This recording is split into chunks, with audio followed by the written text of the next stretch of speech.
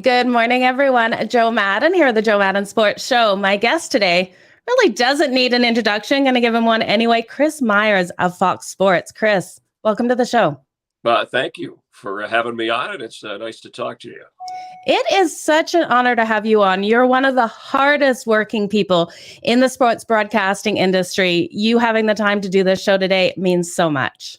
Well, no, I appreciate you taking a few minutes. I know you're interested in sports and people who cover sports in and around sports. So when you asked, I thought, well, why not? Let's talk about whatever's on your mind. Why not? I love it. You've had such an incredible career. You started off at 16 with your own radio show, interviewed Muhammad Ali. Can you tell us a little bit about that? Yeah, well, I used to call into a radio show as a younger teenager when I was supposed to be doing my homework, but I was always kind of a sports fanatic. And so this radio show had a fan night in Miami, of all places, WKAT Radio, Cat with a K in Miami Beach. It was a smaller station, but they carried sports. They'd carry national radio from CBS or different Notre Dame football. And anyway, they had a local talk show and a sports director, and they had news talk and sports talk. So they invited me down to the studio and got a job working weekends, before I even had my driver's license. And so I filled in on a weekend talk show, but they would send me out as a reporter, the main sports director for his nightly sports talk show. And Muhammad Ali was training at the Fifth Street Gym down in Miami for one of his fights. And I, knew he was a great boxer at the time. I didn't quite understand who he'd become over time. But yeah, carried the tape recorder into a crowd of writers and asked him some questions, and he was very entertaining. I had the long hair from the 70s, 80s look, and so he teased me about, hey, you're not as dumb as you look. Why aren't you in school? That kind of a thing. So that stood out with me. But obviously he had a great presence, and he's a special person who went on, bigger than sports in a sense of how he influenced people. So that kind of stuck with me. And as time went on, and interviewing people, I don't think I was ever intimidated after that. After interviewing anybody, once you talk to the greatest, and a guy with a quick wit like Muhammad Ali. Yeah, absolutely. Talking about a natural presence, you have such a great presence on air. Your voice is iconic. Chris, were you born with a microphone in your hand? Like, seriously, you're so talented. I do joke that when I was born, the doctor, how they smacked the baby, and I started talking then, saying, hey, how are you? Where's the sports? Where's the game? But I have two brothers, two sisters, big family. So I was always kind of, the voice, I guess I was just born with it, and I never really took voice lessons, Joe. I just kind of talked a lot, as a kid, whether it was with relatives or my older sisters, where they would have somebody over as a date. I would interview the guy, hey, do you have a driver's license? Where do you want to go to college? That kind of stuff. And they were like, relax, Chris, this is not an interview.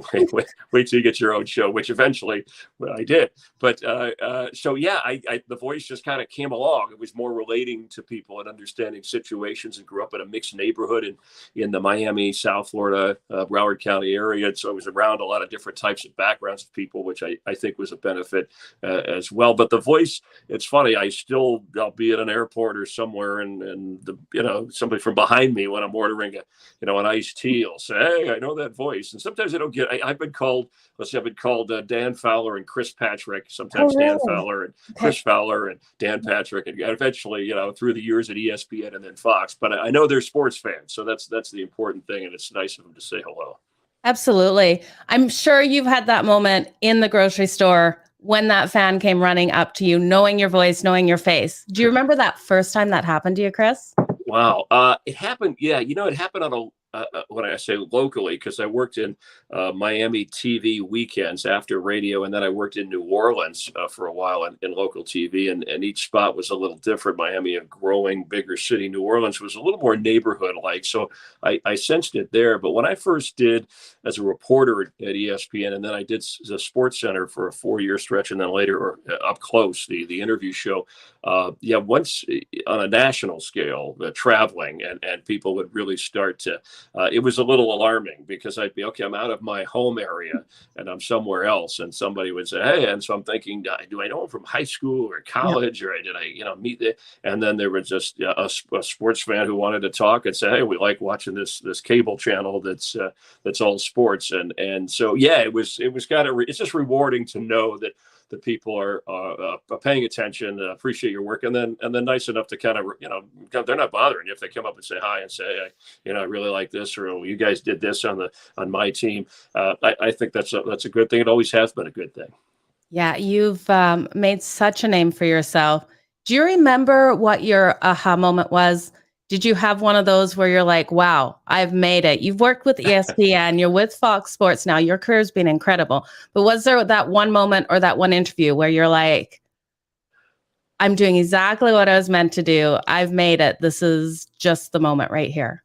Well, and it's nice of you to say. I remember, it's funny, having interviewed athletes, or whether it's a Hall of Famer like Jerry West or somebody like Larry Bird or Kobe Bryant or even a Tom Brady, in a sense, you listen to them and they often, and maybe that's because they're in that, that game to game mentality or season to season, but it's always risky when you say, when you think you've made it, then maybe you don't keep trying to make it. So you have to kind of tell yourself, and I've always been kind of driven in that sense, not by the money or the fame, but maybe driven by a sense of accomplishment. So you get into to radio or interviewing people, and you enjoy it. But I think, I'm on TV and my friends in the neighborhood see me, my family, but I want to, it'd be nice to be at the national scale so you go there, and then you get there, and then you go, what, can I do play by play, or can I do an interview show, or cover a Super Bowl, be part of the broadcast of the Super Bowl? So yeah, I mean, I never really stopped to think, but it's a good question in that I feel along the way, I was able to kind of live the lifestyle I wanted and enjoy the hobby of sports and being around people in sports. So there were a few big moments of either interviews or on Sports Center covering certain events. I'll tell you, when it really hit at Fox, of course, with ESPN, there were a lot of those kinds of moments from people who watch sports fans, but I think the Super Bowl, as the reporter, I did 6 of them. Yeah. I had Pam Oliver and Aaron Andrews on the sidelines through the course of those, with Joe Buck, Troy Aikman calling the Super Bowls, and to be the reporter and be live in front of that many people, it really hits you. And I think maybe the first one, and then the more recent one with Kansas City, the Chiefs, I did that one when they beat the 49ers after the playing of the national anthem and just the open of the Super Bowl. I remember maybe that's when it really hit me, that as a kid, I would watch those things and say, wow. And I never really wanted to be an athlete because I wasn't that good. I mean, I was on teams, but I always liked being around it. So that kind of moment, that's when those moments really hit me. There've been other ones where you interview O.J. Simpson, or you're talking to somebody who you admired growing up as an athlete or a coach, that type of thing. And you go, wow, I'm sitting here talking to Charles Barkley and we're hanging out and having fun. Or Bill, even a Bill Murray, who's become a good friend from his being a sports fan, and me doing the ESPYs years ago at ESPN with Dan Patrick and him. So that's when you go, oh, this is really kind of cool. That but I don't know if it is I've made it, as though this is kind of a great part of the job that keeps me doing it. Yeah, you've had some absolutely surreal moments, I'm sure, throughout your career. Is there one interview that sticks out more than others, just for that human connection that you were able to make? Yeah, well, there's a couple in that. Tom Brady, after the greatest Super Bowl comeback, remember they were down 28-3. Patriot. He's a Patriot at this point in his career in Atlanta, is ahead. And I was on that sideline for the live Fox network broadcast, and thinking, oh, well, you have to interview Belichick, the losing coach, after. But he comes back, and then that was soon after his mother had been battling an illness. They had the Deflategate issue. People thought the Patriots and they were winding down. Anyway, he rallies the team to win the game and to fight through. And you can look at this either on my website, chrismyersports.com, or YouTube, I think, has it. But you fight through the crowd, you get to him, and there wasn't a lot of interview time, but he was exhausted. But the fact that we got to it right away, I think that's always important after a great sporting accomplishment, that as soon as you can get to the athlete, the joy, the adrenaline rush, that was one that jumps out in a happy moment. Then there's interviews like, O.J. Simpson, the long form nearly hour show on Up Close that drew a lot of attention. It was the first live interview, and that's worth watching on YouTube when you go back, because that was late 90s. It was the first live interview after both the double murder trial and then the wrongful death lawsuit. So he came on our show. That stood out. And then there's crazy ones like Mike Tyson, when I went to his house after he had been out of prison, and he was going to box again, and we were talking to him about the next fight, and we were talking about past fights. And when I showed him a cover of his biting the ear of Evander Holyfield, he kind of flipped out and came after me. And it's a good thing his bodyguard security people held him back, or he would have probably broken me in half. But then afterwards, Yeah. he sat down and did the interview, and we spent a lot of time. He showed me around the house. He calmed down, and I mean, two things stood out in that interview, and it always reminded me not to judge people and to cope as quickly as you can. That, Yeah. he said he was at that point in his life most happy, most comfortable. We're in two places, which was in jail and in the ring, which is kind of sad. And then he also said he really didn't experience happiness, or he didn't know what that word meant in his life, where he hears other people talk about it and knows what it's supposed to be. So you get a different understanding, Joe. That's the point of some of these interviews when you have the long form. So those are some that stood out. There's been so many, but those come to mind. And then there's fun ones like Barkley and Bill Murray, where you really are entertained the whole time. But the scope of sports over 3 or 4 decades, from all the quarterbacks from Peyton Manning and Kobe Bryant and Michael Jordan and Tiger Woods, there's just so many good people to talk to that are really interesting. Did you think when you started your career you would get to this point, Chris?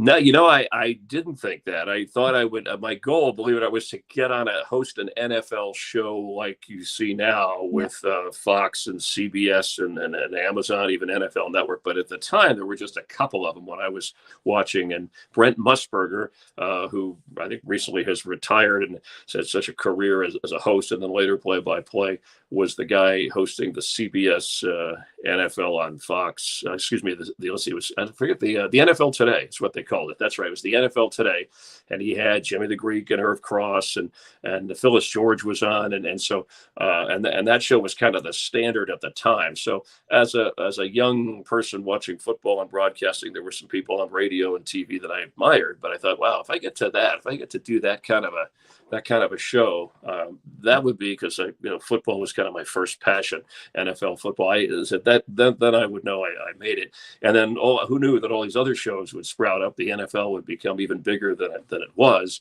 and that we'd have the growth in sports with channels and the kind of social media we have now.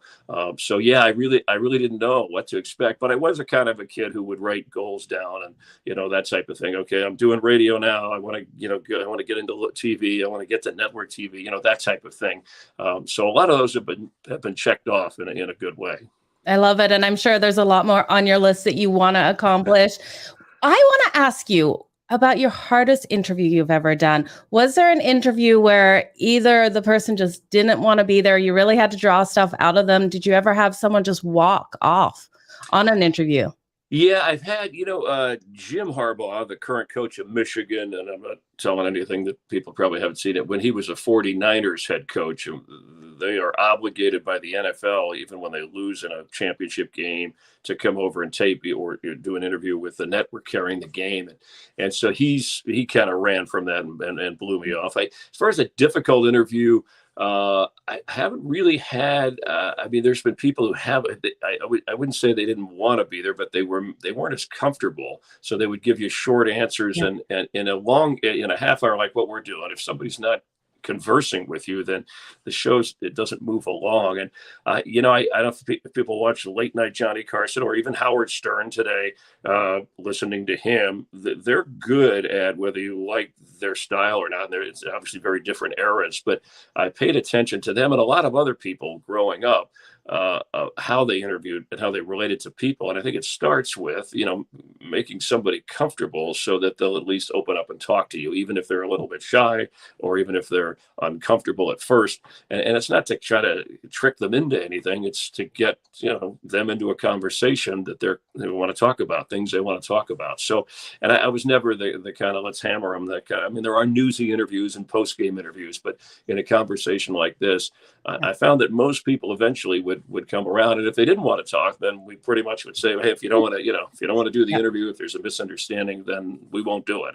It's better off not to make you look bad or make the viewer feel awkward. I have had Bill Belichick, losing Super Bowl, and he was very difficult, but at least it's understandable. It was the perfect season when they lost to the Giants, and I had that Patriots sideline for Fox, but he eventually did the interview, and And the good thing about that was the viewer could tell that, whether he was being rude or whatever, it was a real emotion that he just had lost it. So you have to try to understand, be a little bit empathetic that, wow, I thought I had a perfect season and we lose this game.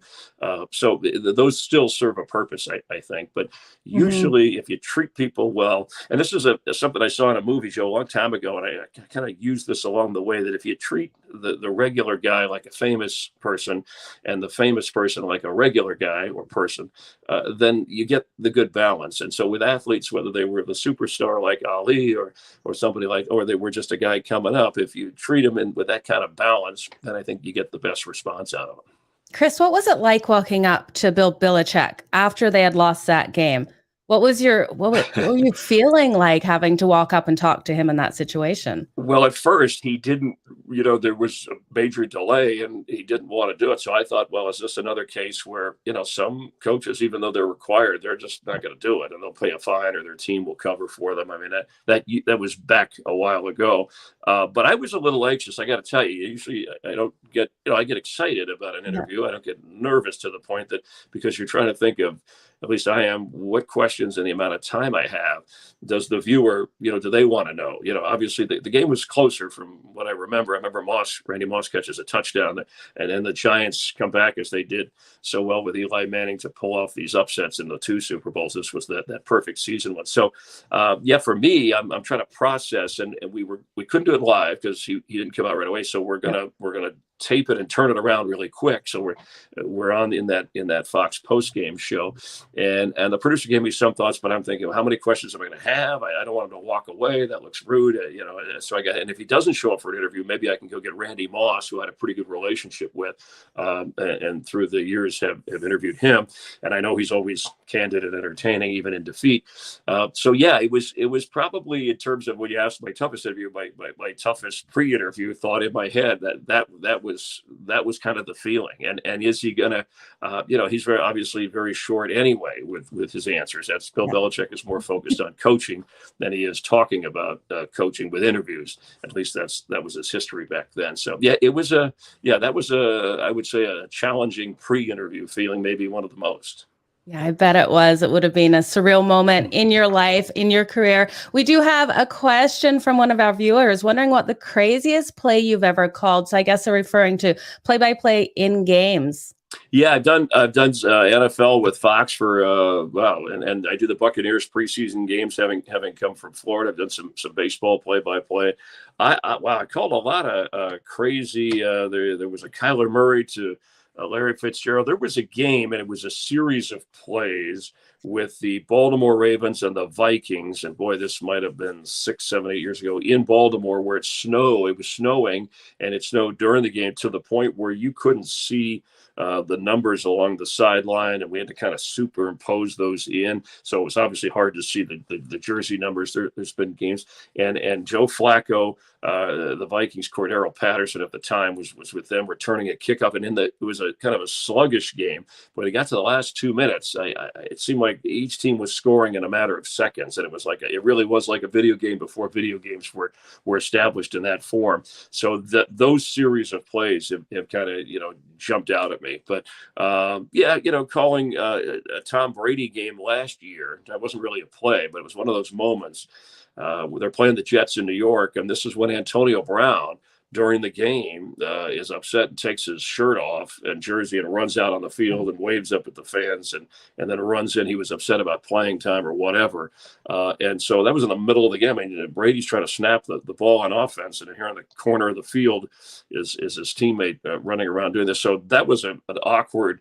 As Daryl Johnston, as my analysts were like, "Whoa, is that a fan? Who is that?" Then we knew it was him, and then we had to kind of address the situation. Is he flipping out? What's the reason? We didn't see this coming, at least in that speed at the moment of the game. So that was one of those things you're prepared to call a game with stats and numbers, but something like that was really crazy. Yeah, definitely something you can't prepare for. We're going to wrap it up, Chris. Before we leave, I want to ask you, what do you want to be remembered for? Wow. Okay. Probably just a guy who, and to me, it's always been a fun job. So that's why I keep doing it in different forms, and it's enjoyable. I want to just be thought of as a guy who really liked what he was doing, who worked hard, and who did always keep the viewer in mind. Because my interviews, my calling of a game, you're a fan at heart. You're in this for a reason. Yes, it's a job, but he's got to keep that approach, and a nice guy who did his job and was enjoyable to watch in whatever sport he was doing or whatever part of broadcasting he was a part of. Probably something that simple. You know what? So simple, but so true for how people look at you within this industry, Chris. I want to thank you so much for joining me here. If people are looking to follow you, we know we can find you over at Fox Sports, but where can people find you personally on social media? Yeah, it's Chris _Myers. It's Myers on Twitter, and Chris Myers Fox over on Instagram, and the website.